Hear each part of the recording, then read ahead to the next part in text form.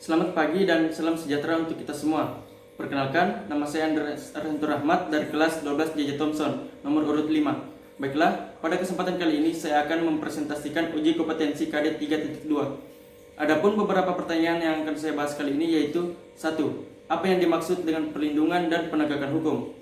Perlindungan hukum adalah proses penegakan hukum. Dalam hal ini, hukum berperan untuk melindungi, menjamin, serta memelihara seluruh kepentingan masyarakat yang heterogen dapat terjamin dan terpelihara. Sedangkan penegakan yakni dalam proses penegakan hukum, hukum berperan untuk menegakkan dan memastikan berfungsinya norma-norma hukum agar setiap bentuk pelanggaran memiliki pedoman khusus untuk dapat diselesaikan dan ditangani. Soal yang kedua, mengapa perlindungan hukum tidak akan terwujud apabila penegakan hukum tidak terlaksana? Hal ini dikarenakan kedua hal tersebut berhubungan. Jika kita melanggar hukum dan tidak dihukum, maka negara akan menghasilkan banyak permasalahan serta masyarakat yang tidak berguna. Selain itu juga akan mendapatkan sanksi apabila penegakan hukum tidak dilaksanakan kewajibannya.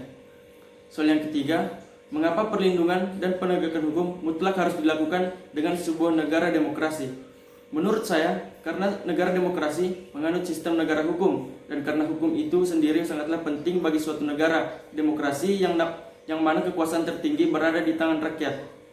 Soal yang keempat, bedakan peran polisi, jaksa, hakim, dan advokat serta KPK dalam proses penegakan hukum di Indonesia. Yang pertama, polisi. Polisi berperan untuk menyelidiki dan menangkap tersangka. Kemudian jaksa, yakni orang yang mengajukan perkara berupa tuduhan serta tuntutan hukum. Ketiga, hakim, yakni orang yang memberikan keputusan setelah mengadakan pemeriksaan. Keempat, advokat, yakni orang yang memberi nasihat, membela serta mewakili seorang klien. Kemudian kelima, KPK berperan untuk melakukan penyelidikan, penyidikan, dan penuntutan dalam kasus pidana korupsi. Soal yang kelima, dan terakhir, deskripsikan contoh-contoh perilaku menunjukkan ketidakpastian hukum di lingkungan keluarga, sekolah, dan masyarakat.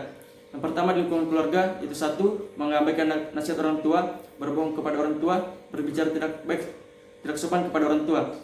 Kedua, di lingkungan sekolah, yang pertama, tidak mematuhi peraturan sekolah, tidak sopan terhadap guru, memilih-milih teman dalam bergaul. Ketiga, lingkungan masyarakat. Yang pertama, ikut geng motor yang meresahkan warga sekitar. Kedua, ikut tawuran. Dan yang ketiga, tidak mematuhi peraturan lalu lintas. Mungkin ini saja yang dapat saya sampaikan. Lebih dan kurangnya mohon dimaafkan. Sekian dan terima kasih.